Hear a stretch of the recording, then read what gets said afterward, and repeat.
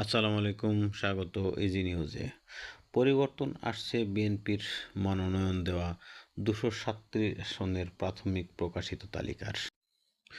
যোগ্য ও ত্যাগী নেতাদের বাদ পড়া এবং কোন্দল মেটাতে নেওয়া হচ্ছে এই সিদ্ধান্ত।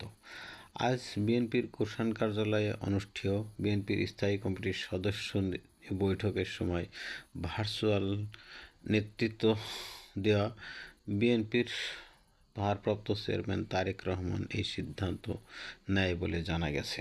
বিএনপির অনেক নেতাই এটাকে স্বাগত জানিয়েছে এবং সম্ভাব্য যে প্রার্থীরা আসতে তাদের যোগ্যতার মাপকাঠিতেই আনা হবে বলে জানিয়েছে।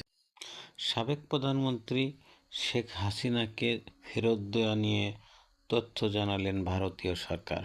সরকারের পক্ষ থেকে জানানো হয় পর্যালোচনা করা হচ্ছে পাঠানো চিঠি নিয়ে।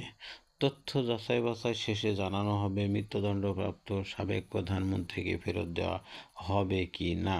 সাবেক প্রধানমন্ত্রী শেখ হাসিনার ব্যাংকের লকার নিয়ে তথ্য জানালেন দুদক।